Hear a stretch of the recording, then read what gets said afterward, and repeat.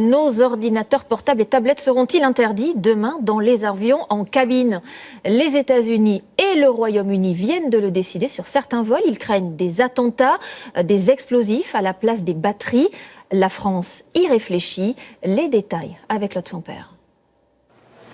Les ordinateurs et les tablettes bientôt interdits dans les cabines de certains avions. C'est la nouvelle mesure de sécurité décidée par les États-Unis. À partir de samedi prochain, tout appareil électronique plus gros qu'un téléphone sera interdit en cabine. Cela concerne les ordinateurs portables, les tablettes, les consoles de jeux, les lecteurs de DVD et les appareils photo. Désormais, tous ces appareils devront être placés en soute. Les États-Unis ont pris cette décision pour les vols directs en provenance de 8 pays, du Proche-Orient et de l'Afrique du Nord. On a les forces spéciales américaines qui, au Yémen, ont acquis la certitude qu'Al-Qaïda avait maintenant la capacité de faire de fausses batteries pour les ordinateurs, des batteries explosives.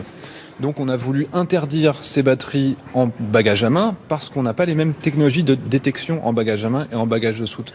En février 2016, un appareil somalien avait dû se poser en urgence 15 minutes après le décollage suite à une explosion à bord.